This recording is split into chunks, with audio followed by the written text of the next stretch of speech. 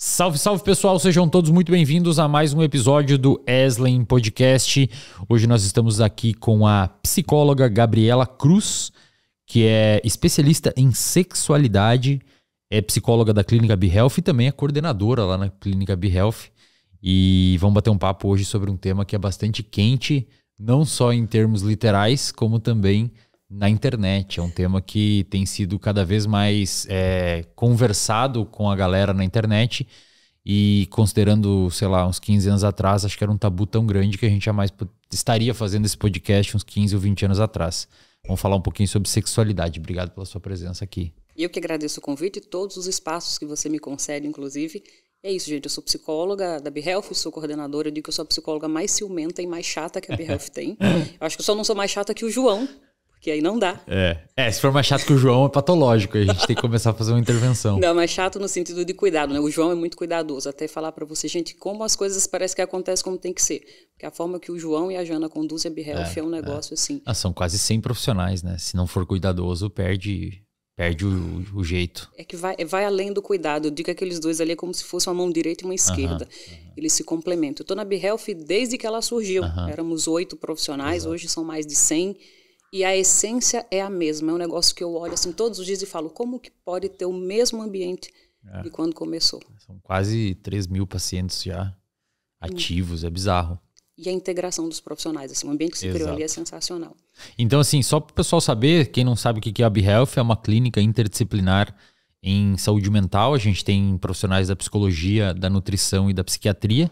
Se você eventualmente estiver precisando de um atendimento online, a gente atende no planeta inteiro. É um atendimento que é pautado em ciência, em ética, em humanidade. Você pode clicar aqui no link da descrição. Vou pedir para o Matheus deixar aí o link do formulário da Clínica BeHealth para você ter mais informações. Deixa eu te perguntar, Gabi.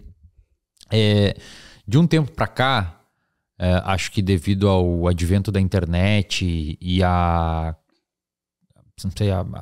configuração social, onde as pessoas estão cada vez mais propensas a obter prazeres rápidos e etc., e acho que também pelo meu posicionamento na internet de falar muito de vícios e hábitos, tem muita gente, principalmente adolescentes e adultos também, me mandando mensagem falando, cara, eu tô viciado em pornografia, eu tô com problemas com pornografia, não tenho mais tesão na minha parceira ou no meu parceiro. Como é que tá o cenário disso hoje? Assim? É porque eu tô numa bolha ou realmente é um negócio preocupante? Não, é um fator bem preocupante mesmo. E, de fato, isso que você traz dessa mudança comportamental que a gente teve na relação com a internet, com a pornografia, teve um impacto muito grande. Quando a gente vai olhar nas pesquisas sobre vício em pornografia, que a gente vê que a forma como a gente se relaciona com a pornografia mudou. A pornografia, ela sempre existiu. Desde lá, os homens das cavernas tinham pinturas rupestres retratando relações sexuais. Olha só, interessante. E uma outra coisa que também sempre existiu é a repressão moral em cima da pornografia. Por isso que a gente tem que olhar com muito cuidado sobre esse tema e agradecendo enormemente esse espaço que você abre aqui, porque é uma coisa que é importante ser falada. Veja, sempre teve perseguição, sempre existiu pornografia. O que acontece é que ela vai tendo novas roupagens. Nas pesquisas em pornografia, a gente vê que existe um fenômeno que os pesquisadores chamam de triplo A. Ele diz que a questão da pornografia tem se tornado tão pungente porque aumentou o acesso das pessoas, aumentou o anonimato. As pessoas agora podem ver isso de forma segura. Não precisa ir comprar revista na lojinha. Exatamente. Não que eu tenha feito isso algum dia, tá, pessoal? E um terceiro A, que em inglês eles vão chamar de affordability, que seria algo, é de graça, é acessível, é fácil, não precisa ir na lojinha comprar. Perfeito. Então, esses 3 fatores, esse triplo A, mudou muito a forma de se relacionar. Olha o empenho que era antigamente, os nossos pais, a gente ter acesso à pornografia. Hoje, as crianças não estão acessando, eles têm na mão. A pornografia chegou, a pornografia hoje faz parte da infância. Quando mais para frente a gente falar sobre os impactos na infância, eu vou trazer uns dados para você que são bem alarmantes. Perfeito.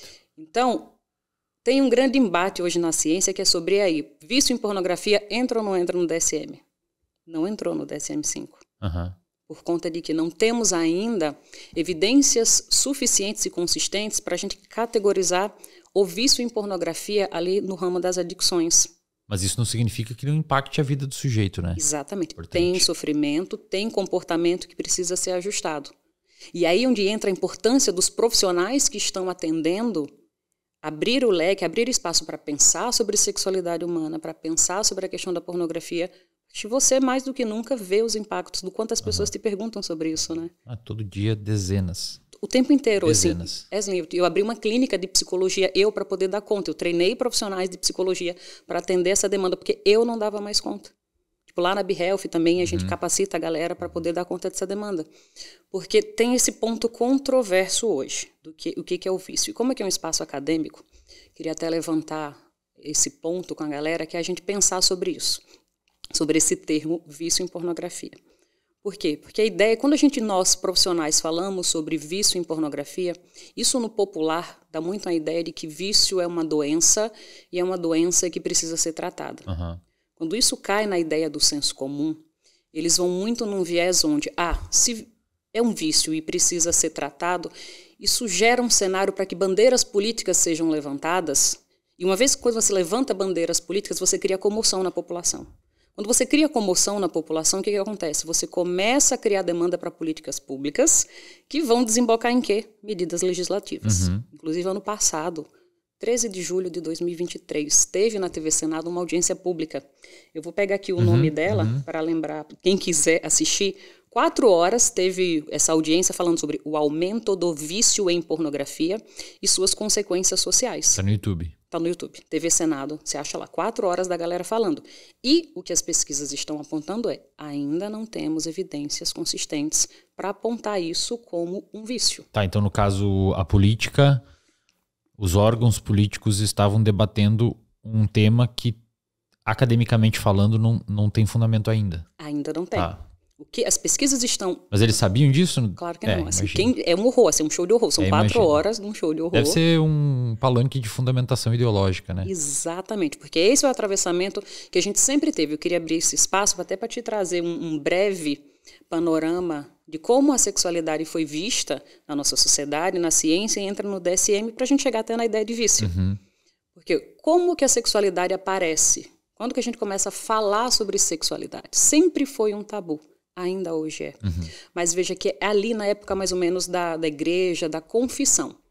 O Foucault, lá no seu História da Sexualidade, ali no último volume, ele tem um livro chamado Confissões da Carne. No seu último volume, o Foucault, ele traz esse panorama mostrando que quando as pessoas começam a se confessar para o padre, é que a gente começa a ter uma ideia do que as pessoas fazem efetivamente entre 4 paredes. E com o tempo, esse papel do padre foi passado para o médico. O médico ia nas casas das pessoas. Então, quando as pessoas começam a falar com o padre, a falar com o médico sobre isso, vem uma ideia de começa a se pincelar o que é uma sexualidade boa de uma sexualidade ruim. O que é sexualidade saudável e o que não é. E aí vem uma régua, que seria a régua da moral, que vai dizer, tá, ok, então sexualidade saudável é aquela heteronormativa, monogâmica e visando a reprodução. Tudo que fugir disso, perversão. Então, durante muitos séculos, foi essa régua que a gente usou. E no DSM, o que a gente tem de régua para normal e patológico? Na saúde, a gente tem o DSM, né? Então, a construção do DSM foi um tanto pautada nessa régua moral. Inclusive, quero fazer aqui um adendo para indicar para a galera, sugerir aquele episódio que o Jean gravou aqui sobre o DSM. O que é normal, o que é uma doença, acho que é o nome do episódio, que a gente explica... qual que seria o limite onde deixa de ser normal e começa a ser patológico, e para isso a gente tem manuais na psicologia que tem várias limitações, e toda a discussão foi feita naquele episódio. Isso, e ele traz em detalhes a construção do DSM, né? Então eu vou fazer de forma bem breve, quem quiser entender melhor isso que eu estou falando vai ter que ir lá naquele episódio porque dá uma complementada. Eu vou falar do recorte da sexualidade. Quando a gente pensa lá, DSM 1 e 2, o 1 foi em 1952, 3. No DSM 1 e 2, a sexualidade entra tendo como referência essa régua moral. Eles falaram lá sobre os desvios sexuais. Aquilo que fugia da heteronormatividade, monogamia, reprodução, era neurose, psicose e perversão. Perfeito. Porque aí no DSM 1 e 2 já tem as contribuições da psicanálise. que é o que a gente tinha. Então, o pessoal taca o pau no Freud, na questão da sexualidade, mas ele contribuiu enormemente. Sim, bastante. Por quê? Porque ele tira a sexualidade do lugar do pecado. Isso. O Freud estuda e fala, isso aqui faz parte da condição humana. Faz parte do sujeito. Então, ele estipula, separa ali neurose, psicose e perversão, é onde o DSM se embasa, e aí avançamos. Chegamos no DSM-3, e aí no DSM-3 tem um boom, porque vem aquele viés mais biológico, ali perto da década de 60, e tinham 2 pesquisadores, o Master e Johnson, William Master e a Virginia Johnson, um médico e uma psicóloga. Cara, é muito legal a história deles. Tem até uma série na HBO que conta a vida deles. Por que eles foram tão... Foi tão legal isso? Porque eles pegaram pessoas, colocaram dentro de um laboratório, essas pessoas transavam, e ele enchia as pessoas de eletrodo e eles ficavam ali medindo as respostas sexuais das pessoas. Tinham pessoas que transavam, pessoas que se masturbavam, e ele ficava ali. E nesses estudos eles levantaram e perceberam que, olha só, a sexualidade não só faz parte do indivíduo, como o Freud falou, como ela tem uma função. Tem um funcionamento aqui. O sexo, ele tem uma resposta, ele tem um ponto de desejo, ele tem um pico de excitação, ele tem o orgasmo, ele tem a resolução. Então, Master e Johnson olha para o sexo e tenta ali trazer um viés mais científico para aquilo. Legal. E ele cria esse ciclo de resposta sexual. É interessante como o assunto vai evoluindo conforme o contexto histórico da época, Eu né? adoro e o que isso. tem é muito legal. Eu sou fissurada nesse assunto. Estou tentando muito ser breve aqui, Brunão. Então, eles pegam esse ciclo de resposta sexual, identificam que sexo tem uma função, e aí ele passa, bem, já que tem função, quando aquilo não funciona, eu vou chamar de disfunção. É aí onde surgem as disfunções sexuais. O DSM-3, ele é marcado por aquele boom de transtornos mentais, né? Surgiram muitos transtornos mentais. E com a sexualidade também. E aí onde veio as questões de excitação, transtornos de orgasmo, transtornos de desejo. Foi a grande contribuição do DSM-3, além dos transtornos. No 4 e 5 não mudou tanto, não teve lá grandes coisas. Teve uma psiquiatra nos anos 2000, Rosemarie Basson, que ela pesquisou sobre o desejo. Ela olhou lá, existe aí, mudou muito a forma como se vê o desejo sexual hipoativo. Isso eu estou te trazendo para entender que, veja, a ciência ela não consegue evoluir junto com os fenômenos sociais. Então, muito desse vício em pornografia, ou questão com a pornografia, talvez não tenha entrado por isso. Faltam ainda dados nosológicos para a gente poder realmente categorizar. O que tem se visto nas pesquisas, e que são muitas que tem, é a gente olhar para a questão da pornografia como um sintoma. Porque aí, vendo ela como sintoma, ela é atravessada por vários outros transtornos. E principalmente dentro ali da ideia da compulsão sexual. Quando tentou colocar o vício em pornografia no DSM, ele tentou entrar como transtorno hipersexual. Questões práticas e éticas, o DSM não aceitou, porque ainda não tinha levantamento suficiente. Fazer pesquisa é difícil, agora imagine fazer pesquisa em sexualidade. É muito mais complicado. E muito por questões também, o quanto isso iria favorecer juridicamente em processos, em casos de abuso. Querer encaixar a pessoa com um transtorno ali. Como se a pessoa não tivesse condições de decidir aquilo. Exatamente. Então, o DSM rejeitou a ideia da hipersexualidade, mas na CID-11, ele está lá dentro como transtorno do comportamento sexual compulsivo. Só que aí entra como um sintoma, fazendo parte. Dentro do transtorno do comportamento sexual compulsivo vai ter o uso da pornografia, vai ter o sexo sem proteção, o sexo com outras pessoas, e a questão da masturbação excitatória, o excesso de masturbação. Ele entra mais nesse lugar como um sintoma. Porque assim, quando a gente vai considerar o vício em pornografia ou até mesmo sexo sem proteção, ou excesso de sexo ou excesso de masturbação, existem alguns quadros psicopatológicos já bem estabelecidos no DSM que o paciente pode apresentar esses sintomas. Perfeito. Por exemplo, hipomania ou mania. Pode ter sexo desprotegido e tudo mais, né? Um excesso de excitabilidade do sistema, que pode, dependendo da história de vida da pessoa, do histórico de contingências, ser inclinado para um lado de sexual. Digamos assim, como é que eu posso perguntar isso? A pessoa, ela pode ter... Primeiro, quais são os transtornos que a gente tem hoje que pode que nestes transtornos podem aparecer com mais frequência um sintoma de problema com pornografia, falando especificamente da pornografia, e a pessoa pode ter problema de pornografia sem ter nenhum transtorno? Essa é legal. No caso, assim, não que ela tenha transtorno de uso de pornografia e tal, mas a pessoa pode ter problema com pornografia e você não tem diagnóstico nenhum. Pode atrapalhar a vida dela, assim, e tal. E aí onde entra mais conversando com o transtorno da compulsão sexual. Porque ela vai se manifestar na questão do comportamento do vício, ou no sexo com outras pessoas, ou no sexo com comportamento de risco. Só que aí vem os critérios. O ponto é que, para a gente fechar esse diagnóstico, teria que ter sofrimento envolvido e prejuízos. Entendi. E mais ainda, não ter satisfação. O que a gente vê muito é a pornografia sendo usada como regulador emocional. Perfeito.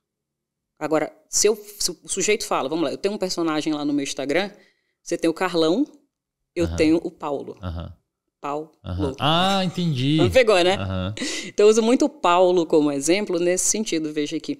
A questão do Paulo, ele tá estressado, ele tá ansioso, ele é bipolar e ali diante de uma desregulação emocional, eu estou entediado, eu estou chateado, eu estou ansioso, eu vou lá tocar uma para eu poder me regular emocionalmente, e eu sempre faço isso não necessariamente vai ser um traço, um vício em pornografia. Ele pode estar usando ela como um regulador emocional. Mas tem muita comorbidade. Transtornos de humor, transtorno do espectro autista, TDAH, transtorno bipolar, aparece muito. Algumas demências, algumas medicações, tem muito atravessamento da questão da pornografia, muito como um regulador emocional. Tá, esses casos, por exemplo, de pornografia em termos de masturbação e quantidade de masturbação, o que você vê no dia a dia, assim, que na sua clínica, por exemplo, que o pessoal apresenta? Legal. Ou chega alguém lá e fala assim, cara, eu me masturbo 10 vezes no dia. Perfeito. O Paulo chega a isso. Imagina que o Paulo sempre vai chegar lá na caixinha e vai dizer, putz, eu tenho vício em pornografia porque eu me masturbo muito. Aí a gente vai lá para os critérios em psicopatologia. Só ele se masturbar muito é critério para alguma coisa? Não, eu uso muito com os meus pacientes numa psicoeducação, eu falo com eles sobre a curva de Gauss. Vamos lá, talvez você se masturbar 3 vezes por dia assistindo pornografia não é muito prevalente. Talvez a gente pegar ali na curva de Gauss, você vai estar ali no extremo, você não vai estar no meio. Mas o que mais que tem relacionado a isso? Aí eu vou avaliar o grau de sofrimento do sujeito, o grau de prejuízo. Você deixa de trabalhar, de comer, de tomar banho? Ah, deixo. Mas aí entra outro ponto. O quanto eu não tenho que pensar, focar no meu raciocínio clínico e pensar aqui, será que não tem uma depressão por trás? Porque isso a gente tem estudos consistentes. Da pornografia sendo usada em quadros depressivos como uma fuga, uma compensação, uma estratégia compensatória para o que ele está vivendo. O sujeito está lá, deitado na cama, prostrado. Ele não consegue sair trabalhar, mas assistir pornografia e fazer masturbação ele consegue.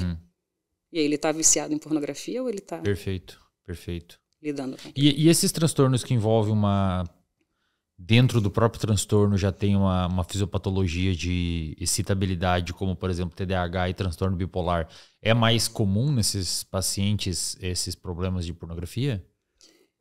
Tem um dado interessante que foi pesquisado com a galera que tinha compulsão sexual, e nessa pesquisa eles viram que dentro dessa população, 67% dos indivíduos apresentavam traço de TDAH, de estar muito relacionado. Mas é importante ressaltar aqui, o inverso não é verdadeiro. 60% dos TDAHs não vão ter isso. Isso. Porque eles viram que 67% da galera com compulsão apresentava traço de TDAH. Isso como o quê? Tanto aparece muito no hiperativo quanto no desatento. Porque tem muito a ver com a questão do tédio. O hiperativo usa muito como um regulador. O desatento vai usar como uma forma dele ficar ali. Ali ele vai ter muito o quê? Excesso de oferta. Porque além do fator lá, o AAA, veja, é fácil o acesso, eu faço isso anonimamente e é confortável, tem um outro ponto que eles estão levantando que é sobre a quantidade, o excesso de informação. Se você tivesse ali um vídeo com uma fita cassete com 5, 6 vídeos, aquilo não iria causar nenhum tipo de problema. Então, o grande dano da pornografia é o excesso de acesso que a gente tem. E tipo, tem dados mostrando se está aumentando o acesso em sites e tal? Você sabe se tem alguma coisa? Nossa Senhora. E olha que eu tenho meu dado é até atrasado. Eu tenho um dado, acho que de 2018, e eles falando que nos Estados Unidos, 50% dos acessos na internet é voltados para a pornografia. Caramba, meu. Isso eu vi, assim... E assim, eu já vi que homens, assim, 99,8% dos homens já consomem regularmente ou já consumiram, ou já tiveram algum tipo de contato. Algumas mulheres têm um dado. Todo mundo, sim, ou já teve ou vai ter contato. Mulheres é menos? Mulheres o número é bem menos, porque veja que é uma indústria, tem esse número, tem esse percentual, mas é que é uma indústria muito formatada e moldada para homens. E aí é um dos grandes problemas que tem, né, de pensar nos impactos, que é essa coisa da misoginia. São práticas muito violentas. Caramba. Foi feita uma pesquisa com 4.000 cenas de sexo, e dessas 4.000 cenas de sexo, 90 e poucos % dessas cenas envolviam violências contra mulheres. Eu estou levantando esses dados um pouco de cabeça, gente, mas depois, quem quiser ter acesso a esses artigos, eu já separei um drive. Ah, legal. Só me pede no Instagram, eu libero o drive com todo o banco de dados, porque eu acho que é uma coisa que a gente precisa falar. Então a galera manda lá na sua DM, Gabriela Cruz, a galera acha teu Instagram. É gabrielacruz.f, elas vão achar meu Instagram, me manda DM, Gabi, quero acessar o drive. E eu entrego para vocês, porque... Já pensou se esse episódio bater 1 milhão de views, coitado de você na DM, você vai ter que mandar para todo mundo? Amém, prometo. Se bater 1 milhão eu mando, senão eu não mando. E aí, desses 4.000 cenas, 90 e poucos era de violência? De violência contra mulheres. Então, muitas vezes isso não é tão excitante. E imagino que a galera que assistia homens não caracterizavam como violência. Deles não perceberem? Não sei se tem esse dado. Não tem esse dado. Inclusive, pensando nesses impactos, o pessoal fala assim, a pornografia influencia na misoginia, aumenta a violência contra mulheres. Na realidade, isso são estudos associativos. Não tem como a gente dizer que uma coisa vai causar a outra, porque a nossa sociedade sempre teve esse traço misógino, sempre existiu essa coisa da ideia da violência contra a mulher. O que tem são estudos associativos. Então, no artigo ele deixa bem claro que isso aqui impacta em quem já tinha propensão a cometer atos violentos. Perfeito. Já tinha uma relação, já tinha um histórico. Perfeito. Tem esse dado também importante ressaltar. E a parada da rede social, Gabi, você acha que a rede social é como se fosse uma... Eu não sei se eu vou falar bobagem aqui, mas como se fosse uma... Não diria porta de entrada, mas um convite principalmente acho que aos homens assistirem pornografia na medida em que a gente tem redes hipersexualizadas? Eslen, meu filho tem 8 anos. Os gibizinhos dele, os jogos dele já tem pornografia. Porque, por exemplo, o algoritmo do Instagram naturalmente vai entregar o que tem mais views e o que tem mais tempo de tela e o que tem mais like e mais engajamento. E muitas vezes esse tipo de conteúdo é um conteúdo um pouco mais hipersexualizado. E eu não tô aqui nem entrando no juízo de valor se aquilo deveria ser feito ou se aquilo deveria ser encarado ou não como hipersexualizado. Mas é inevitável a gente entender que, por exemplo, um homem de sunga ou uma mulher de biquíni, dependendo do contexto, pode passar algum tipo de impressão de hipersexualização, o que eventualmente é utilizado, inclusive, pela indústria em algum tipo de propaganda, seja de determinados alimentos para a saúde, associando com o corpo muito bonito, seja para determinados tipos de roupa, associando com o corpo muito bonito. O fato é que, na minha cabeça, pelo menos, que não estuda muito esse assunto, mas estuda um pouco de comportamento e na minha cabeça meio que faz sentido, às vezes a propaganda ou a pessoa que está ali fazendo aquilo quer passar uma determinada mensagem, mas o moleque que está ali assistindo, ele acaba não pegando a mensagem e pegando a parte do corpo, e, enfim, um corpo em forma e tudo mais, e aí ele vai lá para o site adulto assistir pornografia. Você acha que tem uma relação disso? Tem total relação e sempre teve essa relação, porque quando não existia internet, eu lembro que o meu primo falava que ele ficava lá mexendo na revista Hermes, Avon, que tinha as mulheres de calcinha, tinha uma coisa, ele ficava tocando punheta ali, então só tá mais fácil. É importante a gente pensar que não é sobre a gente combater, não é sobre a gente se afastar, não é sobre a gente evitar, é sobre a gente educar, ter educação em sexualidade. Até porque não tem como combater. Como é que tu vai fazer? Aí vira uma censura. Exatamente. Vai falar, não pode mais postar foto de biquíni. Não pode mostrar foto da bunda, não pode mostrar foto de sunga. Não tem como fazer isso, né? Exatamente. O que se precisa é isso. Educação em sexualidade. É muito doido aqui no Brasil a gente ainda ter esse tabu. Nos Estados Unidos, eles têm um projeto dentro, lá tem escolas de educação em sexualidade. E o que eles estão fazendo agora lá é um negócio que eles chamam de porn literacy. Tipo, educação em pornografia. Nos Estados Unidos, as escolas educam as crianças para lidar com a pornografia, dentro dos programas de educação em sexualidade. No Brasil, a gente está ainda nesse campo de, se eu falar, eu vou estimular. É melhor não falar, mas entrega o celular na mão da criança. Exatamente. É tipo quando se falava de drogas, não dá pra falar de drogas com os filhos que eles vão querer usar. Aí o amiguinho fala. Parece que ninguém teve infância do tipo, gente, nossos pais falaram pra gente que não era para acessar. Não consuma isso, não veja isso. Quem foi que deixou de ver porque o pai falou que não era para ver? Cara, a gente fazia altos rolos para poder acessar as revistas, né? Eu já citei um livro aqui, em algum episódio recente, acho que foi no episódio que a gente fez sobre neurociência infantil, e é um livro intitulado A Sociedade, a Geração Ansiedade, alguma coisa assim, que é do Jonathan Haidt, se não me engano. E ele escreveu uma naca de um livro assim, que a principal tese do livro é: os pais estão hiperprotegendo as crianças e os adolescentes do mundo real. Então não pode fazer, não pode subir na árvore, não pode jogar futebol, vai se machucar, não pode pegar o ônibus sozinho. Mas estão hipoprotegendo da internet. Exatamente. Que é um lugar bem perigoso. Exatamente. Então muitos pais me perguntam, Gabi, quando que eu começo a falar sobre sexualidade com meu filho? Falo muito simples. No dia que você olhar para o teu filho e achar que ele já tem idade para mexer num celular, então você também está entendendo que ele já tem idade para você conversar com ele sobre sexualidade. Legal. Porque vai estar na mão dele. Então muito da ideia é sobre você ensinar crianças e adolescentes de que aquilo não é mundo real. A questão é quando o sujeito fica consumindo aquilo e ele entende que ele vai ter acesso àquilo na vida real. E aí a pessoa começa a achar que estou tendo problemas, estou com disfunção erétil porque eu estou consumindo pornografia. Não existe estudos ainda que consigam fazer essa relação de causa e consequência. Qual que você acha que é a relação? Na minha cabeça, o cara tá colocando a expectativa num lugar que não atinge. Perfeito. Exatamente. Tipo, ele vê um vídeo pornô com um cara com 5 meninas, aí ele joga o que é, teoricamente, o prazer nesse lugar, e aí ele tem a namorada dele, assim, que... Cara, eu não entendo. Veja, o cara assiste o filme lá do Homem de Ferro, ele sabe que ele não vai voar. Mas aí ele assiste a pornografia e ele acha que ele vai dar conta de fazer aquilo. E você encontra muito isso o tempo inteiro, o tempo inteiro. E o tempo inteiro. Chego pacientes que viram para mim e falam, Gabi, você tem alguma técnica para me ensinar que eu pudesse ejacular muito? Eu tô aqui na consulta porque assim, eu tô broxando. E aí quando você vai fazer lá, avaliar o paciente, ele não tá broxando, ele tá tendo perdas de ereção durante a relação sexual. Mas ele quer que a ereção dele dure 40 minutos de relação, tipo... Não, por quê? Porque ele vê no filme isso. Durante os filmes, os caras sempre estão muito dispostos, não tem perda de ereção, as mulheres estão sempre muito satisfeitas, elas nunca dizem não, e aí ele começa a achar que eles têm uma falha. Perfeito. Eu tô durando 20 minutos. Cara, tá durando 20 minutos, tá? Cara, quem é esse super-herói aí, mano? Construiu uma estátua dele aí na praça da cidade. Sim, e eu já cheguei pacientes de, Gabriela, eu transo todo dia, eu queria transar mais que uma vez por dia. Da régua, só que a gente não pode julgar. Aí entra o que é normal, o que é patológico. Que régua a gente vai usar. E assim, deixa eu te perguntar.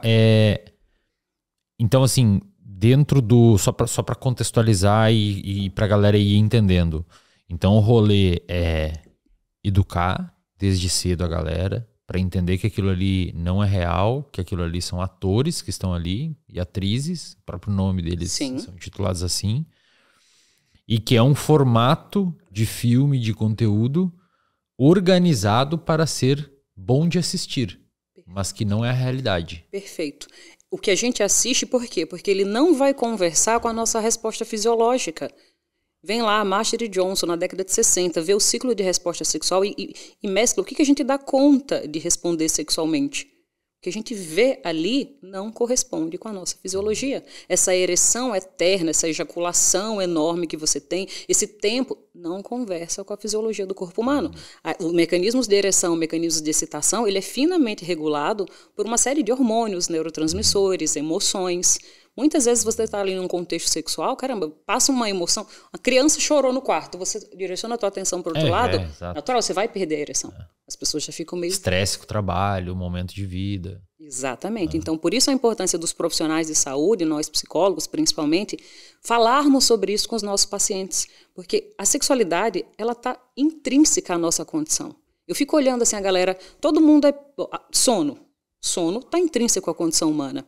Alimentação está intrínseco à condição humana. Atividade física, a nossa sexualidade também. Então, um dos pontos que se leva que se levanta para a gente olhar a questão da pornografia e da sexualidade, mas no campo da compulsão e não da adicção, é justamente essa relação. Não é algo que você tenha que tirar da pessoa. Cocaína, álcool, isso não agrega em nada no ser humano. Então você pode tirar, ir lá, propor 12 passos, excluir o comportamento, abster-se, diminuir. Agora, quando a gente pensa na sexualidade, por estar atrelado, é muito mais a gente poderia olhar um raciocínio clínico da ordem da compulsão, da gente ensinar a pessoa a se relacionar melhor com aquilo e não tirar ela daquilo. Porque não adianta a gente tirar a pornografia da mão do sujeito e ele não tem nenhuma noção de educação em sexualidade e de como o próprio corpo dele funciona. Tem um movimento nos Estados Unidos, o tal do NoFap. Pessoal, a galera lá da pornografia entrou no bonde lá da galera do NoFap. Isso tem dado prejuízos enormes e tem chegado na clínica, já chegou para mim, pacientes... Só para a galera entender o que é o NoFap, esse movimento. NoFap é um movimento que tem na internet, onde a galera não só vai se abster da pornografia, como também da masturbação. Você sabe por que chama NoFap? FAP? É um meme, né? É um meme por causa do movimento, do barulhinho do movimento, de ser FAP. Eles fizeram o NoFap. Só que o que a gente tem, e aí a ciência já está careca de saber, é o quanto a masturbação está associada aos melhores desfechos positivos em sexualidade e em saúde sexual. A masturbação, ela é primeira linha de tratamento para diversos transtornos em sexualidade. Transtornos de orgasmo, sobretudo. Que interessante. Então, tem inúmeros benefícios. A masturbação, ela vai favorecer melhora de orgasmo, melhora de autoconhecimento corporal, vai reduzir diversos índices. Inclusive, é uma estratégia de promoção de saúde. Você vai nas pesquisas, nos guidelines, na OMS, é indicado que as pessoas se masturbem. O problema é quando entra essas pornografias, principalmente as mais agressivas em termos de estímulo. Exatamente.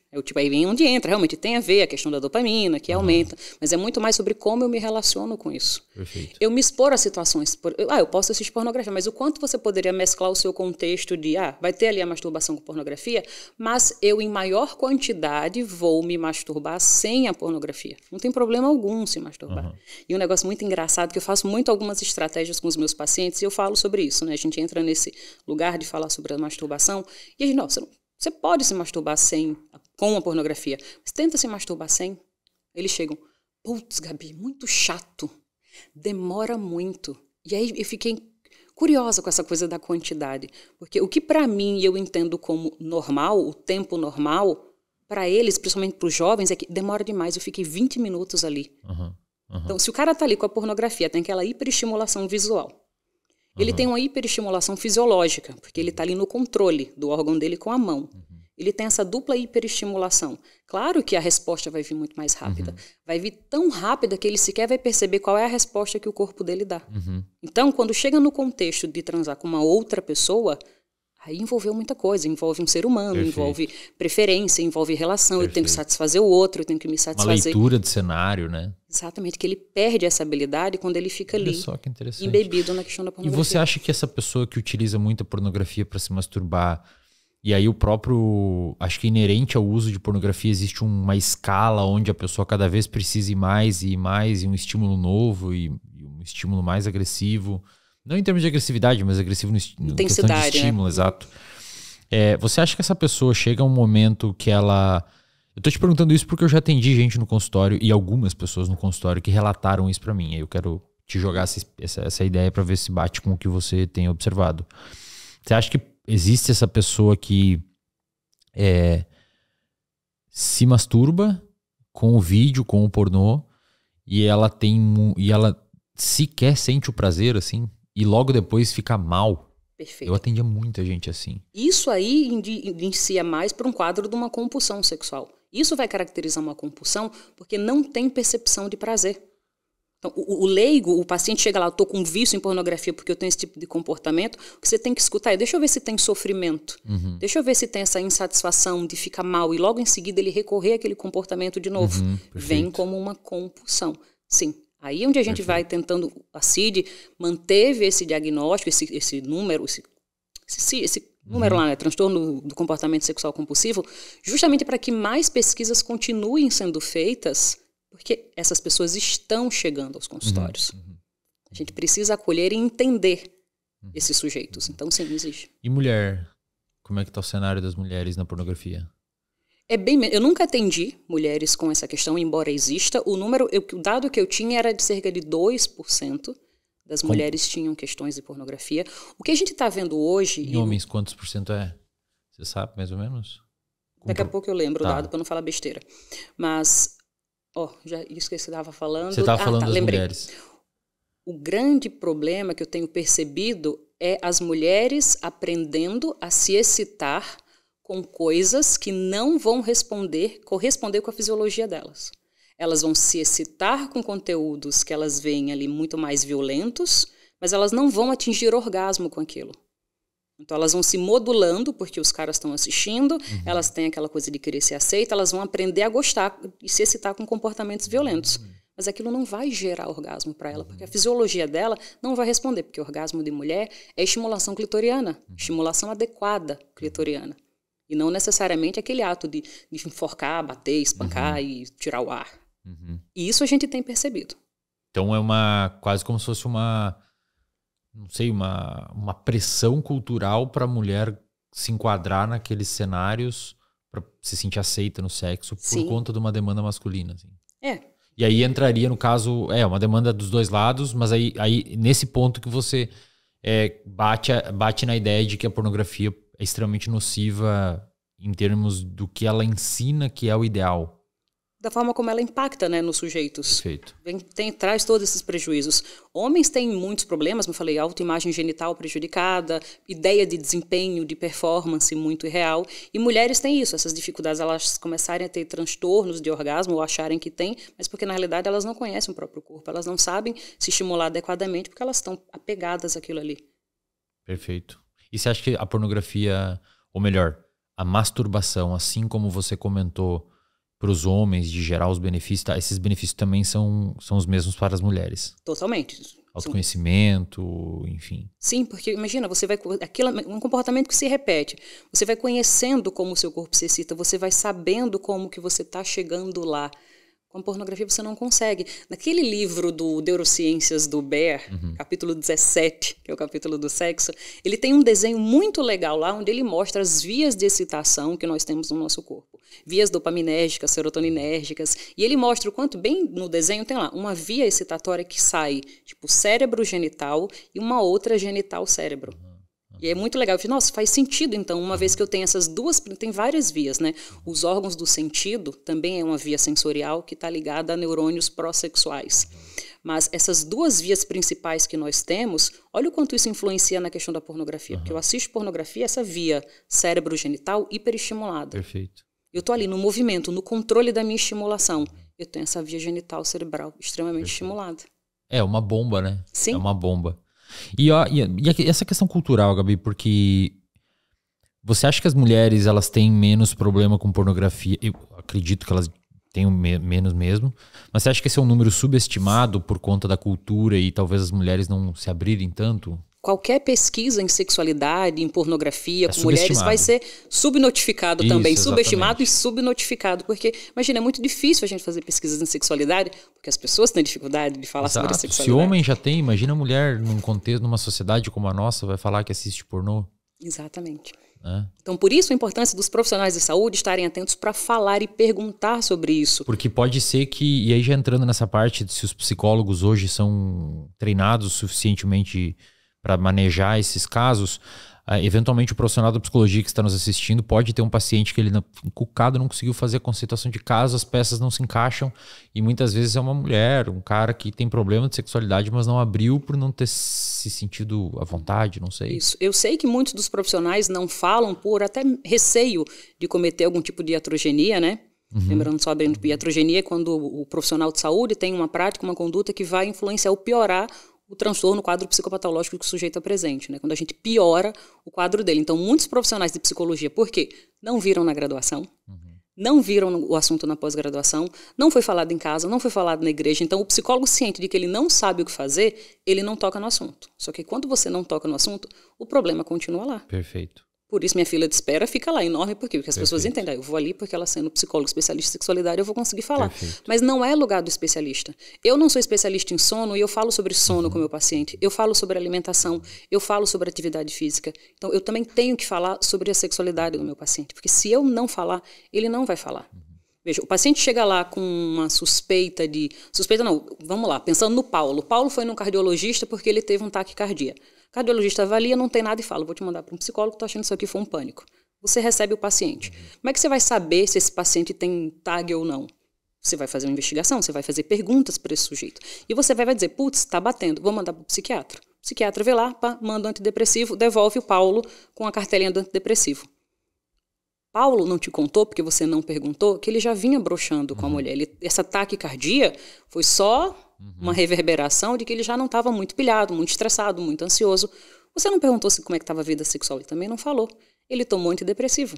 E muitos, a maioria dos medicamentos que vão afetar lá que trabalham, os medicamentos psicotrópicos, impactam na sexualidade. Geralmente de forma negativa. Geralmente. Reduzindo o libido. Na maioria das vezes, sim. E você não está perguntando e o teu paciente não está falando com você sobre isso. É complicado, né? Porque ficou embaixo da mesa, ficou embaixo do pano um elefante, assim, gigantesco. A minha professora da supervisora de sexualidade, ela tem uma frase que eu adoro. Ela fala, sexualidade, quando você não aborda, você constrói o tabu. Exatamente. É isso mesmo. Concordo. Então a gente tem uma responsabilidade. Exatamente. E você não precisa... Você está sendo conivente com o tabu, né? Exatamente. E você não precisa ser um especialista. Você se debruçar sobre os estudos e tem estudos sobre o assunto... vai te trazer essa bagagem e você buscar, né, o conhecimento para isso. Lá na BeHealth a gente tem até um outro especialista, vou vender nosso peixe agora, tá? Temos psicólogos que fizeram treinamento comigo para atender essa queixa, então lá tem-se uma segurança de que a pessoa que chegar buscando, ela vai ter esse auxílio, porque foram psicólogos que se debruçaram para isso. Na minha clínica também eu atendo essas pessoas, eu tenho um time de psicólogos que eu treino, a gente faz supervisão sempre, para a gente poder atentar esse aspecto, porque tá aí. Todos os dias, com certeza, você tem caixinha de pessoas lidando com esse problema. Dezenas. Qual é a porcentagem da população que toma antidepressivo? Absurda. Vai ter questões em sexualidade. Inclusive, acho que o vídeo mais assistido do meu YouTube, não desse podcast, mas do meu YouTube, é sobre pornografia. Que é o que mais viralizou. Uns 3 milhões de views. Deixa eu te perguntar, antes de mais nada, eu sou péssimo e esqueci de novo de fazer, desculpa aí, pessoal da Army, mas é melhor assim que daí o público não pulou o podcast no início por causa dos patrocínios, confia em mim aí que tá dando boa. A Army te mandou um presente, depois eu te dou ali.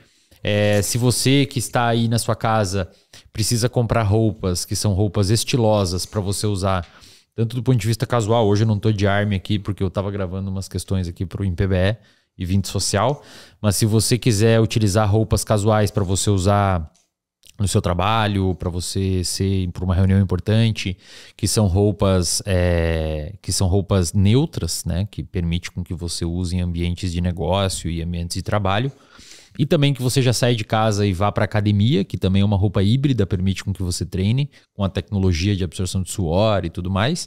Você pode entrar lá no site da Army e usar o cupom ESLIN. Cupom ESLIN você ganha um desconto lá na Army, um descontinho camarada para você. Tá? Obrigado aí, Army. Depois eu te dou ali, que a mesa ficou meio grande aqui. Deixa eu te perguntar. A pessoa que tem... acho que essa é a maior pergunta que eu recebo. Eu nunca respondo porque eu não estudo muito tema, não quero... E eu sou um canhão de comunicações, né? Meu story dá 150, 200 mil views às vezes, então eu prefiro não falar coisas que eu não sei. Embora eu pudesse dar uma pincelada, eu evito não falar porque é um tema delicado e eu sei que vai ter uma atenção muito grande, principalmente porque é eu que tô falando.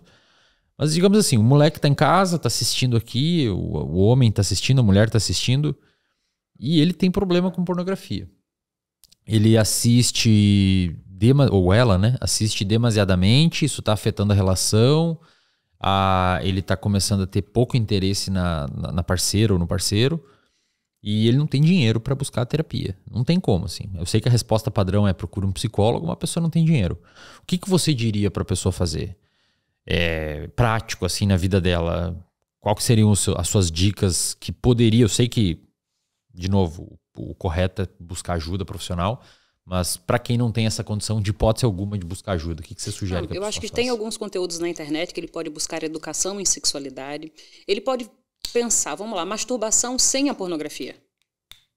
Tô pensando assim agora no contexto, meu filho está com 8 anos, o que é que eu falaria para o meu filho? Inclusive, filho pelo amor de Deus, me perdoe, vou te expor. Você no futuro estiver assistindo isso, mas veja, o meu filho com 8 anos, ele virou para mim e falou assim, Mamãe, estou tendo sensações no meu bimbim. Cara, eu fiquei muito orgulhosa do meu filho, muito feliz dele ter vindo falar comigo. A gente vê muita galera desesperada, ai meu Deus, meu filho está falando comigo sobre isso. Então é importante você ter pessoas que você possa conversar sobre isso. Você tem alguém mais velho que você entenda ou acha que viva uma sexualidade saudável, que você pudesse trocar uma ideia? Muito bom conselho. Porque talvez essa pessoa pudesse te dar mais orientações. Vai na galera assim, 30 mais, 40 mais. Estou usando esse recorte de idade porque essa galera dos 30 e poucos, 40, veio do ambiente onde a pornografia não era tão pungente como é hoje. Então não adianta você trocar ideia com teu amigo da mesma idade que você, que ele vai dizer que tá tudo jóia. É sobre, procura uma pessoa mais velha para buscar uma orientação, conversa com um amigo. Você pode buscar algum tipo de conteúdo. RD, tem um módulo meu lá. R$39,90, o QR Code tá aqui no cantinho. Cara, imagina o espaço que vocês abrem para 180 mil pessoas assistir aquilo. Eu falei numa aula lá para os alunos, vão agradecer pro Wesley e o Aspira, porque esse espaço é muito importante. E eu tive muito cuidado de trazer esse conhecimento baseado em evidências. E eu pensei nesse cara. Foi isso. Vai ter que existir um módulo do RD. Porque eu pensei nesse cara. Quando o cara eu elaborei que não tem condições de buscar ajuda. Esse cara, sexualidade é um oceano de coisas. E na hora de elaborar o módulo, eu pensei, o que seria imprescindível para um jovem adulto, um adolescente saber? Tá lá. Perfeito. Então, ó, pessoal, se você tiver interesse em ter acesso a esse módulo de sexualidade, o Matheus deixou o QR Code aqui na tela. É R$39,90 por mês, então aproveita aí. Ou pelo menos na gravação desse podcast tá R$39,90 por mês. Acredito que no final do ano a gente aumenta o valor. Então corre lá e assine o reservatório de dopamina. As aulas estão todas disponíveis e a resposta para essa pergunta, para quem não tem como procurar tratamento, tá lá. Assim, tá uma lá, bela de uma lá. ajuda. Pronto, é isso. Tá lá no RD. Maravilha. Deixa eu te perguntar. Na graduação eu tinha um colega, que era um colega que ele tinha um hábito exótico, digamos assim. Pessoa que trabalha com sexualidade, falar de hábitos exóticos sempre vem coisas interessantes. Não, mas ele era uma pessoa que trabalhava num hospital. Não vou dar tantas informações aqui. Ele trabalhava num hospital e assim, era impressionante. E é um hospital numa cidade pequena, do interior, que é um local conservador, que todo mundo conhece todo mundo. Saca aquele negócio? Quem que é você? Você é de qual família? Dos qual é? Todo mundo conhece. Exatamente. É dos Moura, é de não sei quem. Todo mundo se conhece. E era bizarro o número, porque daí ele contava isso pra nós na graduação, né? É bizarro o número de gente que chegava com uns objetos inusitados enfiados digamos assim, na porção distal do intestino grosso. Pra não dizer o nome. Gente. Exato, isso aí. O que acontece, meu? Porque eram assim, desodorante, aqueles SBP, que é veneno e era aqueles que tinham 25% grátis, que é maior ainda o tubo. Sabe qual é? Sim. Aqueles SBP, SBT, não sei como é o nome. Jaca, esses é o que eu tô lembrando. Osso de galinha. Cenoura, banana. Não, mas aí até tudo bem. Pô, é verdade. Não, mas tudo bem perto porque do tem SBP. um SBP, pô. Um osso de galinha. Por que um osso de galinha? Qualquer outro que tinha, aquela que tem um pescoço, abóbora, sei lá, morango. Isso. Falo, caramba, cara, não sei. E era assim, uma galera de tradição, uns velhos que você jamais ia imaginar, assim, sabe? Sim. Bombachudo do interior. Falo, cara, o que acontece? É um desejo reprimido a vida inteira? É uma doença que deu algum negócio? Não sei, o que é que rola? Interessante, talvez seja me trazendo algo de uma parafilia ou de um fetiche. A minha primeira hipótese é falta de educação em sexualidade. Eu me tornei sexóloga pelo interior, por causa do interior. Eu tenho uma primeira especialização que é em psicologia jurídica. Eu trabalhava em penitenciária, eu estava mais nessa área. Só que quando eu entro no consultório, e eu sou da Bahia, morava no interior do Paraná. O paciente chegava no meu consultório, via meu sotaque que era diferente, essa guria eu posso falar, porque ela não é dos qual é de ninguém. Perfeito. Ela não é de família nenhuma. Perfeito. E aí, começava a vir demanda de sexualidade para mim, todas essas questões. E eu não sabia abordar. E aí onde eu fui me especializar para atender. E o que eu mais vi, no grosso de toda essa galera, quando chegava para mim, uma parte era falta de educação em sexualidade. Outra, muito pequeno, seria um transtorno parafílico. Uma pessoa que ela teria uma parafilia de fazer aquilo. O transtorno parafílico é quando a pessoa tem algo que uma prática sexual que põe em risco a si ou a outra pessoa, ou que não tem o consentimento. A pessoa precisa daquilo para se excitar. E as pessoas até confundem muito a questão da compulsão sexual com o transtorno parafílico. São coisas diferentes. A parafilia é um transtorno da excitação. Eu vou me excitar com um objeto. Eu vou pegar um objeto que ele não tem por finalidade de me dar prazer, essa garrafa. Garrafa tem muito. Eu vou pegar essa garrafa, que é um objeto que não tem por finalidade de me dar prazer, e eu vou usar aquilo como objeto. E eu vou restringir o meu desejo naquilo. O transtorno parafílico ele é marcado pelo sofrimento, pela especificação do objeto e a restrição do desejo. No caso, esse osso de galinha, por exemplo, faria sentido.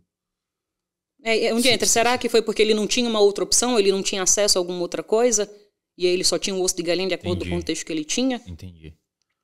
Ou ele está buscando um objeto específico para aquilo? Entendi. A gente precisa avaliar muito caso a caso.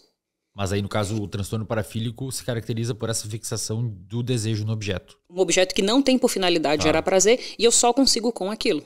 E aí uma coisa aqui, gera um tanto tem prejuízos com aquilo, gera sofrimento. Porque aí tem uma confusão também com a coisa do fetiche e da fantasia, que são coisas distintas. Fetiche é quando eu preciso daquele objeto. Eu tenho fetiche naquilo, mas eu consigo responder sem aquilo.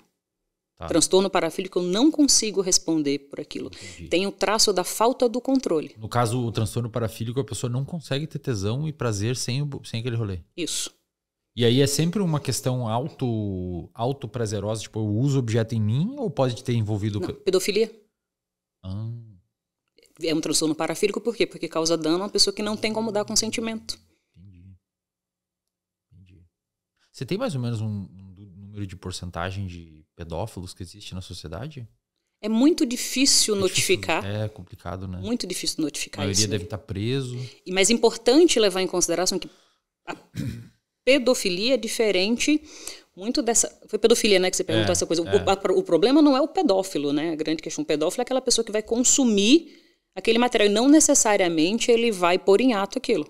Entendi. Perfeito. Muitas vezes o problema não é isso. A gente tem que olhar muito para a indústria, né? Entendi. E aí onde entra essa coisa do ambiente da pornografia como um espaço onde as pessoas acabam tendo acesso. Mas como é muito doido, eu acho muito interessante, quando você abre lá aquele site dos vídeos, percebe que tem um monte de janelinha embaixo. Por mais que você faça uma busca, você bote lá, sexo entre mulheres. Vai aparecer aquele monte de janelinha. Numa pequenininha vai aparecer uma criança. Uma menina que parece ser uma criança. Então imagine como que fica a tua atenção diante daquela cena, de um monte, duas mulheres, uma criança. O olho da gente puxa a atenção para ali. E aí tem esse rolê do tipo da pessoa tá ali, masturbação, orgasmo, masturbação, cara, é uma bomba de dopamina que você tá ali envolvido, né? Você bate o olho aqui, você tá se masturbando, qualquer coisa se torna excitante, você começa a gozar com aquilo. E isso não seria passível de criminalização por parte do governo, sei lá, em cima desses sites ou... Mas é que eles, sim, eu acho que já deve até ter, né? Só que eles dão uma contornada, eles pegam uma menina maior de idade, mas ela vai ter cara de 12 anos, vai botar uma roupa, vai puxar aquilo. Perfeito, entendi. Caramba, que podre, né? Que negócio podre, né? Por isso, a importância dos profissionais de saúde estarem aptos para ouvir essa demanda, acolher esses sujeitos e direcionar. Veja, nós não temos aparatos nosológicos. O que fica para o profissional de saúde poder atender bem essas pessoas? Conceitualização. Aprender a fazer boas conceitualizações. E você tem que olhar muito caso a caso. A gente pegar em sexualidade e dizer que é o que não é, se é certo ou errado, a gente tem que ter muito cuidado para não cair naquele lugar lá de trás de sermos inquisidores e estarmos usando régua moral. Na CID, ele tem até um critério lá embaixo que ele fala sobre... Na parte do sofrimento, se o sujeito tem um sofrimento por questões morais, porque eu acho isso errado, porque eu acho isso sujo, isso não fecha critério para compulsão. Então tem que ter muito essa régua também desse entendimento. Deixa eu te perguntar, e a questão de, por exemplo, a menina ou o menino no neurodesenvolvimento, na adolescência e na idade adulta, que começa a se identificar como sexo inverso. Por exemplo, é um cara, biologicamente falando, tem testículo, tem testosterona, tem os cromossomos lá, mas ele se entende como uma menina. Né? eu sei, com base em tudo que eu já estudei em termos de neurociência e cérebro, que você não só com... E agora pensando numa perspectiva biológica bem pura mesmo, não só em seres humanos, mas em outros animais, pode existir uma transição de sexo durante a vida. Ou pelo menos em humanos, acho que normalmente é chamado de gênero, né? Mas nos outros animais, por exemplo, existem alguns animais que eles conseguem, inclusive, trocar a produção hormonal durante a vida. Se eu não me engano, algumas esponjas, tem alguns animais. A diferença é que nesses animais, eles não têm genitália externa, como nós humanos temos. Então, nos seres humanos, que eventualmente um homem que, nesse exemplo que eu dei, que digamos que na idade adulta ou na adolescência se identifica como uma mulher, ele não tem como... Tá pendurado o negócio ali nele, a genitália. Sim. Então, para ele, e tem características muito mais específicas. Então, para ele é muito mais difícil ele viver a vida como uma mulher, porque ele tem características corporais masculinas. E assim, até onde eu estudei, quem sofre disso deve ser um inferno, porque é quase como se você estivesse preso, trancafiado dentro de um corpo que você não identifica como seu. Porque no seu cérebro, em termos biológicos, você tem uma configuração cerebral feminina. Só que o seu corpo é um corpo masculino. Aí entra duas coisas que eu pergunto para você. Primeiro, não sei quanto você estudou disso, mas é um tema que teve uma época que eu estudei bem mais, e hoje, pelo menos com todo mundo que eu conversei na biologia, parece que isso existe em outros animais e também no animal humano, né? Ao contrário do que algumas pessoas falam que gênero é bobagem, não sei o que, a gente sabe que, pelo menos do ponto de vista biológico, tem essa influência. Mas, ao mesmo tempo, na minha concepção, é inegável que existe um perigo na popularização desse conceito e desse conhecimento, na medida em que muitos talvez possam ser influenciados a pensar dessa forma, mas que não tenham um correspondente biológico daquela situação. Você concorda com isso? Qual que é a sua análise disso? Que possa ter um estímulo para isso? Por exemplo, eu lembro que eu assisti muito tempo atrás um vídeo muito foda que tá no YouTube do Pirula, que é um divulgador científico, e ele fez um vídeo extenso pra caramba, pra época, assim, era bizarro, que é um vídeo intitulado, como é que é? Homossexualidade ponto final, acho que é o nome do vídeo.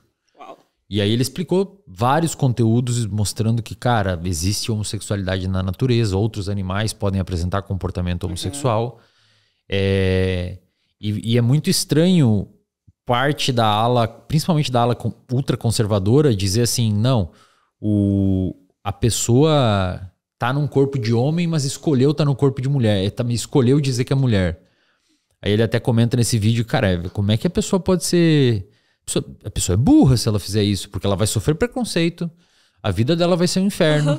Então como é que ela escolheu, cara? Ela simplesmente se sente mulher e tá presa no corpo de um homem, a vida dela é uma merda por causa disso, ela se sente mal, a sociedade tem preconceito contra ela, ela muitas vezes gosta do mesmo sexo, mas não pode falar porque o mundo é preconceituoso.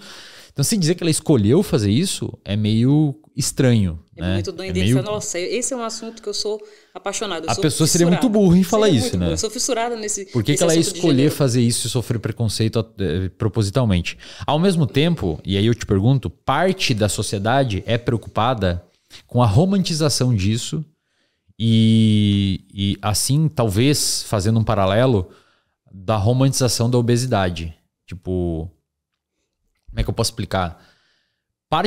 Eu entendo que é verdade, que do ponto de vista biológico, eu concordo que existem pessoas do sexo masculino que se identificam como mulheres, e isso biologicamente tem fundamento. Tá? Os intersexos estão aí para nos mostrar isso, exatamente. Também, né? Agora, você, considerando a influência que a rede social tem, você considera que muitas pessoas podem fazer uma divulgação de forma equivocada disso e talvez... influenciar uma pessoa que não teria essas características biológicas a achar que tem? Não, eu não acho. Porque imagine, é um negócio que traz... Talvez a pessoa ela tenha dúvidas sobre e ela encontre sentido naquilo que está sendo falado ali. Uhum. Mas dizer que aquilo possa estimular ou incentivar aquilo é um negócio que traz muito prejuízo, traz muito sofrimento. E eu acho que eu acho que até assim, do ponto de vista, mesmo que fosse influenciável, eu acho que a pessoa não iria durar muito no personagem. Perfeito. Sacou? Perfeito, porque é muito prejuízo, cerebral, é muito sofrimento. Velho, é muito, cara, é o tempo inteiro. Cara, eu tenho um amigo que é gay, assim, e eu saí com ele, do lado dele, assim, ele saiu com um brinco. E, meu Deus, como é desconfortável os olhares. É só gay, é só um cara usando um brinco. E o desconforto que é das pessoas. E julgando, lidar com aquilo o tempo inteiro. Eu fiquei desconfortável por uma tarde. Ele tem uma existência naquilo. Então, como é que alguém vai escolher esse lugar? Exatamente. E eu acho que a pessoa que diz que esse tipo de divulgação na internet fará com que outros filhos de outras pessoas se tornem gay, porque está sendo muito divulgado, vocês querem que as nossas crianças sejam todas gays, porque só se fala disso e só dessas pautas. Cara, eu realmente acho que seria muito difícil uma pessoa, digamos que se tornar gay por uma divulgação. Porque como é que vai sustentar esse comportamento a vida inteira se dentro de você de fato não é? Cara, é isso que você às entende vezes... o que eu quero dizer? Totalmente. É isso que às vezes me dá uma desilusão e um cansaço, porque veja, os outros países estão falando lá em educação em pornografia, no Brasil a gente está discutindo, ele não pode ver porque vai estimular. Cara, a gente precisa educar. A gente educar as crianças e as pessoas em sexualidade ou questões de gênero é sobre ensinar elas a se proteger. Ensinar elas a entenderem quem elas são. O quanto antes o sujeito, imagina, desde criança, a criança saber que ela pode ser quem ela é. Ontem o meu filho perguntou, eu tenho 2 amigos gays, ele virou e falou, tio fulano, por que você é gay? Ah, Gui, porque eu nasci assim. Tio fulano, por que eu sou gay? E aí ele contou toda uma história, porque ele é pedagogo e tal, explicando pra ele de onde veio o porquê que ele é gay. Então, não é uma escolha, é muito mais de uma identidade. A pessoa se percebe. Isso. Sempre existiram essas pessoas. A diferença é que elas eram assassinadas, elas eram mortas e hoje... Ou não saiam do armário, né? Popularmente falando. Inclusive essas histórias que eu perguntei anteriormente de que acontecem no interior e tal... Muitas vezes pode ser isso, a pessoa é gay a vida inteira, só que morava no interior, como é que ela vai falar, né, do interior? Perfeito. Nossa, acontece demais. Eu recebia muito essa demanda de homens do interior com fetiches, por exemplo, daquele de homens que tinham fetiche de usar roupa íntima feminina. E eles, entendeu que ele se excitava com aquilo, e ele veio pra mim, será que eu sou gay? Eu não posso ser gay. Cara, eu sou alemão, colono, eu moro no interior, numa fazenda, eu me excito com isso, eu sou gay, e a gente vai toda uma discussão do que é orientação, do que é fetiche, do que é fantasia. Uma sessão, o cara assim, chorou. Ele chorou. No final, eu posso dar um abraço? Ele, Gabriela, eu tô com esse peso há 20 anos. E eu sento aqui. Você me respondeu uma pergunta, você me tirou um peso absurdo. Perfeito. O legal que eu acho na sexualidade é isso, porque às vezes com pontuações breves, psicoeducação. Psicoeducação baseada em evidências, você muda a vida de uma pessoa. Quer dizer, você pode fazer isso, mas nesse contexto ou em outro contexto. O que você falou ali de intersexo? Porque quando a gente estuda um pouco isso, é mais ou menos como a poligamia e a monogamia. Pelo menos nos livros que eu tive acesso, e eu li um muito bacana que chama O Terceiro Chimpanzé. É um livro muito massa. Esse livro azul. Eu sou louca nesse livro. É maneiro esse livro. Muito. Ele fala que monogamia e poligamia é um espectro, né? Você vai ter pessoas naturalmente muito mais poligâmicas e pessoas naturalmente muito mais monogâmicas, e que a gente vive, inclusive tem animais poligâmicos e monogâmicos. O ser humano parece que é uma espécie classificada como complicado, porque a gente tem uma série de influências culturais, como por exemplo, e principalmente a religião, né, que empurra para o lado monogâmico, e não tem como dizer que não tem influência na sociedade, que obviamente tem pra caramba, principalmente por ser muito antiga, né? Então, assim, em termos de poligamia e monogamia, a gente parece ser um animal complicado. Alguns são naturalmente poligâmicos, outros são naturalmente mais monogâmicos, inclusive parece não crescer, as taxas de divórcio, o número de pessoas divorciadas parece aumentar, só que ao que os dados indicam, as pessoas que se divorciam não parecem aumentar. O que eu quero dizer? Tem mais divórcios, mas em números de pessoas o percentual é parecido, porque quem está se divorciando são as mesmas pessoas, são divorciados em série, que se divorciam 5, 10, 8 vezes, porque eles são naturalmente pessoas mais poligâmicas e têm dificuldade de ficar numa relação monogâmica. A sexualidade, a orientação sexual, masculino, feminino, ou melhor, é masculino e feminino, não. É hétero e homo. É assim também? Totalmente. Tem uma pessoa que é bem homo, tem uma pessoa que é super hétero e tem uma galera na meiuca? Exatamente. Teve um cara lá, o Alfred Kinsey, que foi uma das grandes contribuições. Cara, ele foi sensacional, porque enquanto eu estava lá, a galera na psicanálise discutindo neurose, psicose e perversão, o Kinsey abriu um laboratório, montou lá uma galera e começou a estudar sobre isso. E o que ele descobriu que a nossa sexualidade, ela está muito mais dentro de um espectro entre heterossexual e homo do que caixinhas onde a gente vai botar ou é hétero ou é homo. Entendi. Olha o quanto é raso a gente está nessa discussão de hétero e homo, sim, tendo ali os intersexos para nos mostrar. Tem ainda um fenômeno muito interessante. Intersexo é isso, é quando quem Intersexo é a pessoa que nasce com a genitália ambígua. É o que a gente falava antigamente de hermafrodita. Tá. Só que hoje não se usa mais esse termo, porque hermafrodita a gente vai usar para algumas plantas, para alguns animais que têm a capacidade de se autofecundar. Tá, entendi. Ele tem as duas genitálias completas. Entendi. No caso dos seres humanos, não é hermafrodita, a gente chama de intersexo, porque ele fica ali entre os sexos. Perfeito. E aí tem um outro fenômeno muito interessante chamado os guevedoces. Você já ouviu falar? Nunca ouvi falar disso. Pesquisa no YouTube, tem um documentário muito legal. Guevedoce significa pênis aos 12. Então são crianças que nascem ali na República Dominicana. Esse fenômeno foi primeiramente percebido lá. Você nasce, a aparência dela é de uma menina, a genitália ali é um pouco ambígua, vamos criar como menina. Chega ali 10, 12 anos, puberdade. Olha só, cara. Os hormônios, né, começam a agir, as características sexuais secundárias despontam. Surge um pênis. Surge um pênis, Olha surge só. saco. Caramba. Olha que interessante é. Tem um episódio... Cara, é muito maravilhoso que ela fala pênis e saco. Pênis, saco, pau, é um negócio que sai tão... Aí a gente tá aqui no ambiente, eu todo tímido aqui falando disso. Surge um pênis e o saco. Eu não falei pau, que bom, pra veja você só. Ver que eu tô me sentindo pra educada. você ver que é sempre... É difícil até socialmente falar sobre isso, né? Mesmo eu que considero uma pessoa que não tem problema em conversar sobre isso. Legal. Então, veja, olha o quanto biologicamente não somos dentro dessas caixinhas, de todo esse espectro. E a nossa orientação sexual também é muito mais que estejamos nesse espectro do que dentro de caixas. E uma coisa interessante a gente pensar assim, vou só macetar a questão da pornografia, o quanto a pornografia acaba sendo um lugar, um espaço onde muitas pessoas possam viver a própria orientação. Eu já tive muitos pacientes que chegam para mim e falam, Gabi, eu sou médico, eu tenho uma posição de status na sociedade, eu sou um político, e a minha orientação sexual, eu sou casado com uma mulher, tenho um filho, mas cara, eu sou gay. Nossa, eu já atendi muita gente assim também. E o único lugar que eu tenho é que ele pode exercitar aquilo na pornografia. É visto em pornografia ou é o lugar onde ele pode estar vivenciando o desejo? Então a gente tem que tomar muito cuidado com essas lentes de ver tudo como vício. Amplia, conceitualização. Vamos conceitualizar bem o caso, porque talvez ele esteja aparecendo muito mais como um sintoma do que de fato como um quadro ali. Então assim, se eu estou entendendo o negócio, em termos de tanto orientação sexual quanto orientação sexual, orientação de gênero. Parafilia também? Também, mas e assim, questão de gostos mesmo, de satisfação e prazer.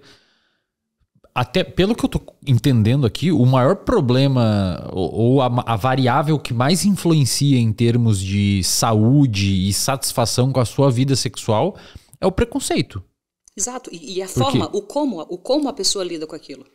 Porque assim, muita gente não exerce a sua vida sexual na sua plenitude porque a sociedade é preconceituosa pra caramba e se essa pessoa abrir a boca e falar o que ela quer e acha legal, ferrou. Imagina essa pessoa aí que é, sei lá, um juiz, um médico, um político. E ele falou, não quero me abrir para isso, eu quero manter isso dentro do armário e eu tenho desejo naquilo, então onde eu vou viver aquilo? Naquele espaço, naquele ambiente. Exato. Mas a pornografia me deixou broxa, a pornografia está fazendo eu ejacular rápido. Paulo, você já era broxa antes, vamos lá. Talvez a pornografia tenha acelerado o processo. Talvez tenha intensificado aquilo, porque tem condições propícias. Lá o tal do AAA. Você fica ali de forma segura, tranquila, sozinho. Você está lá hiperestimulando com a mão, hiperestimulando visualmente. É seguro, é confortável. E aí faz com que você, na leitura com a outra pessoa, não tenha aquela resposta. Perfeito. Mas foi aquilo que causou dano ou está associado a uma sintomatologia? Você já é ansioso, Paulo? Chegou aqui, você estava ansioso. Então você está consumindo a pornografia porque você está usando ali como uma fuga para você não lidar com aquela questão. Deixa eu perguntar, e a questão de, já indo para os finais aqui, e a questão de problemas com garota de programa, prostituição em homens, traição excessiva, você sabe se isso é uma questão mais relacionada a homens ou se isso é uma questão dos dois, ou ser subnotificado? Como é que é esse cenário? É um quadro subnotificado e entra como critério dentro da compulsão. Quando você fica buscando... Traição excessiva. Sim. Pode entrar entra como sintoma dentro do compulsão, avaliando os outros aspectos. Tá. Porque é uma questão que volta e meia surge um famoso que há anos e anos traía a esposa e ninguém sabia. Eu não sei se isso é uma questão que está em voga atualmente porque a gente tem mais acesso a essas informações ou se isso sempre aconteceu. Deve ser difícil também rastrear isso, né? Uhum. E essa galera que tem problema mesmo, Gabi, tipo, tem um transtorno de fato, por exemplo, a pessoa tem compulsão, tem algum problema grave que envolve a parte da sexualidade. Quais os tratamentos que a gente tem hoje? Legal. Um dos caminhos apontados, a gente ia ali pela área da regulação emocional. Então, tem bons estudos apontando que a ACT é uma boa área para intervenção. TCC. Tem grupos de apoio, que a gente sempre precisa indicar, tem o DASA, que é os dependentes anônimos de sexo. Uma A, sim. Tipo uma A, só que é mais um grupo terapêutico de apoio, não vai ter passos, não vai ter aquele negócio dos 12 passos. É bem um grupo de auxílio. Tem o MADA, das mulheres que amam demais, e tem o DASA, que é o Dependentes de Amor e Sexo Anônimos. Lembrei o nome correto.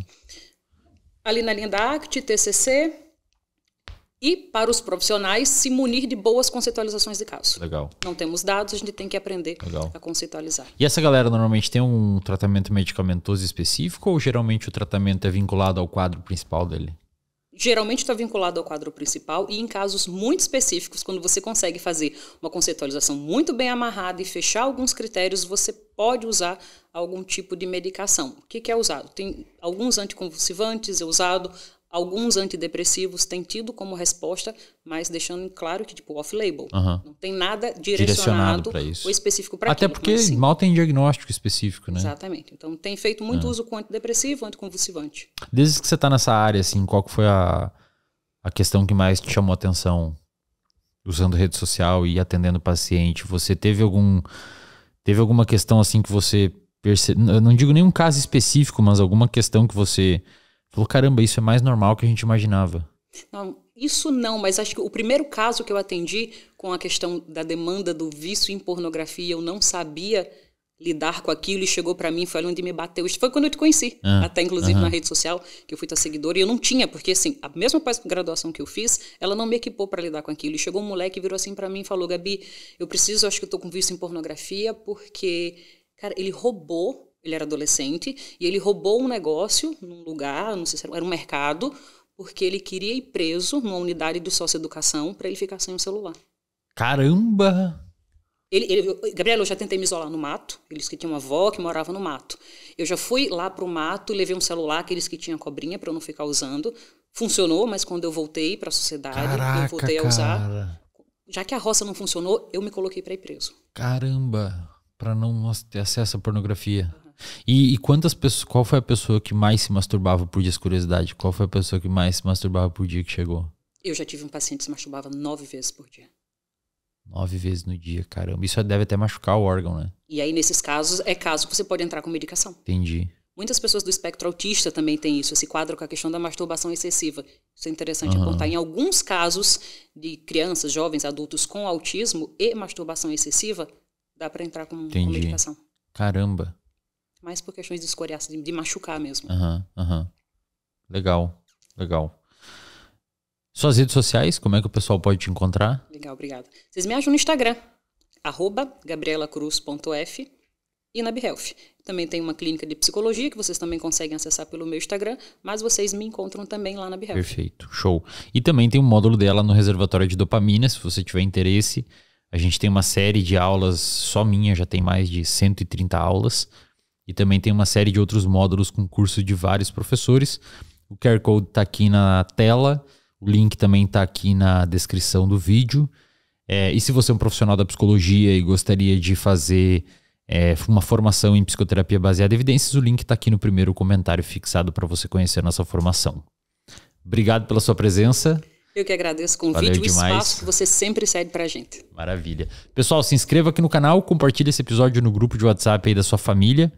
Manda aí pra galera que é mais velha, eles vão gostar bastante de assistir. E no mais, nos vemos no próximo episódio. Até lá.